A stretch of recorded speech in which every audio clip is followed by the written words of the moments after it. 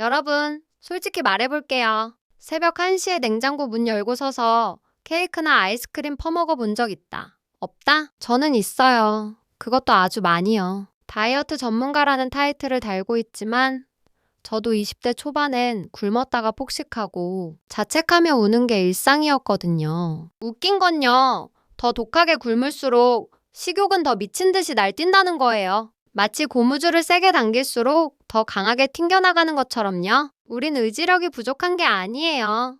방법이 잘못됐던 거죠. 그래서 오늘은 제가 그 지옥 같은 요요의 굴레를 끊어낸 책, 직관적 식사를 소개하려고 해요. 이건 또 다른 다이어트 방법이 아니에요. 오히려 다이어트를 버려야 살이 빠진다는 충격적인 이야기죠. 첫 번째 단계는 다이어트 사고방식을 쓰레기통에 던져버리는 거예요. 이번만 성공하면 돼. 5kg만 빼면 행복해질 거야. 이런 헛된 희망 고문이 우리 뇌를 기아 상태로 인식하게 만들어서 결국 폭식을 유도하거든요. 저도 예전에 남자친구랑 데이트할 때 파스타가 너무 먹고 싶은데 샐러드만 깨작거렸어요. 그러다 집에 와서 양푼에 밥 비벼 먹었죠. 억압은 반란을 부릅니다.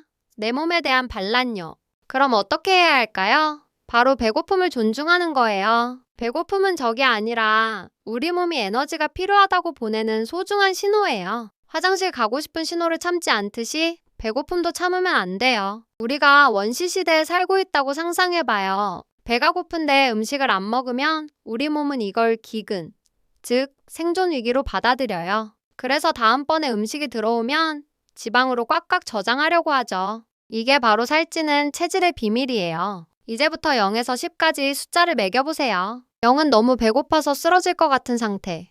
10은 배 터지기 직전. 우리는 3이나 4 정도 기분 좋게 배고플 때 먹어야 해요. 0까지 참았다가 먹으면 10까지 폭주하게 되거든요. 세 번째, 음식과 평화협정을 맺으세요. 세상에 나쁜 음식은 없어요. 초콜릿을 금지하는 순간 뇌는 초콜릿만 생각하게 돼요. 마치 로미오와 줄리엣처럼 금지된 사랑이 더 불타오르는 것처럼요. 저는 이걸 합법화라고 불러요. 언제든 먹어도 된다고 허락하면 신기하게도 음식에 대한 집착이 사라져요. 내가 원하면 내일도 모레도 먹을 수 있으니까 지금 당장 다 먹어치울 필요가 없어지는 거죠. 실제로 한 연구에서 다이어터들에게 쿠키를 맘껏 먹게 했더니 처음엔 많이 먹었지만 시간이 지날수록 섭취량이 줄었어요. 더 이상 쿠키가 특별한 보상이 아니게 된 거죠. 익숙해짐이 식탐을 이깁니다. 하지만 머릿속에서 누군가 속삭이죠? 이건 칼로리가 너무 높아. 넌 의지박약이야. 바로 음식 경찰입니다. 이 목소리에 대항해야 해요. 아니야. 난 내 몸의 소리를 듣고 있어. 라고 단호하게 말해주세요. 음식엔 도덕성이 없어요. 샐러드를 먹었다고 착한 사람이 되고 피자를 먹었다고 나쁜 사람이 되는 게 아니에요. 먹는 걸로 당신의 가치를 판단하지 마세요.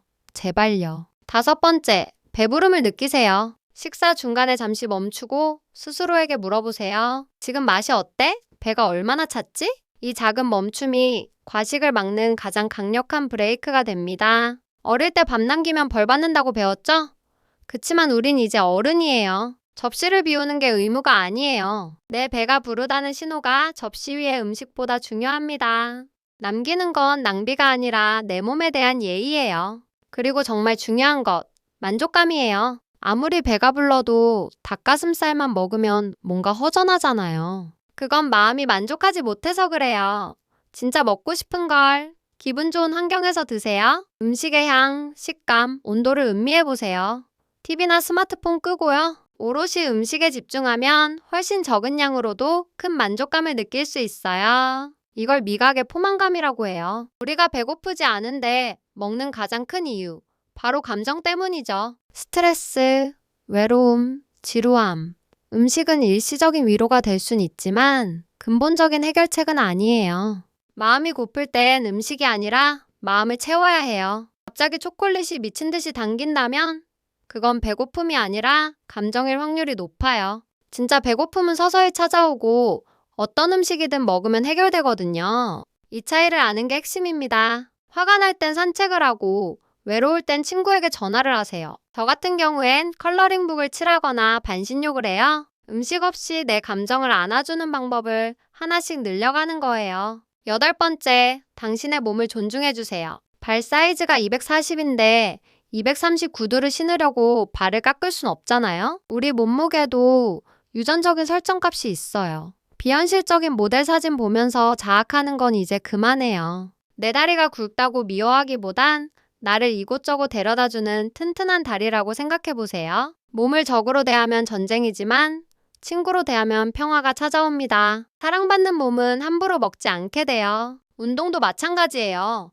칼로리 태우려고 억지로 런닝머신 뛰지 마세요. 춤추기, 강아지 산책, 등산, 내가 즐거운 움직임을 찾으세요. 살 빼는 노동이 아니라 살아있음을 느끼는 축제가 되어야 해요. 운동하고 나서 몇 칼로리 태웠는지 확인하지 말고 기분이 얼마나 상쾌한지, 에너지가 얼마나 생겼는지에 집중하세요. 그게 운동을 지속하게 만드는 진짜 힘입니다. 마지막으로 부드러운 영양입니다.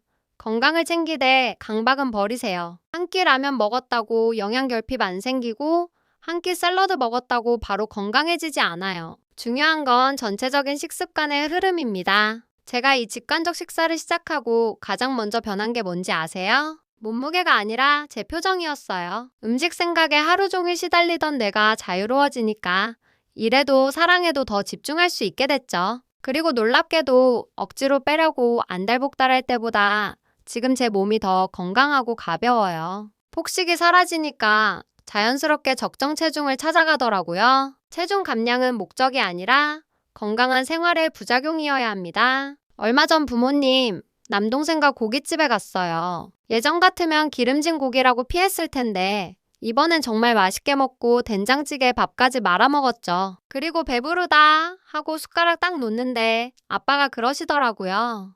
우리 딸 복스럽게 잘 먹어서 예쁘다. 여러분도 오늘부터 딱 하나만 해보세요. 식사할 때 스마트폰 내려놓고 첫 세입은 눈을 감고 맛을 느껴보는 거예요. 내 몸이 보내는 신호, 그 작고 소중한 목소리를 듣는 연습, 그게 시작입니다.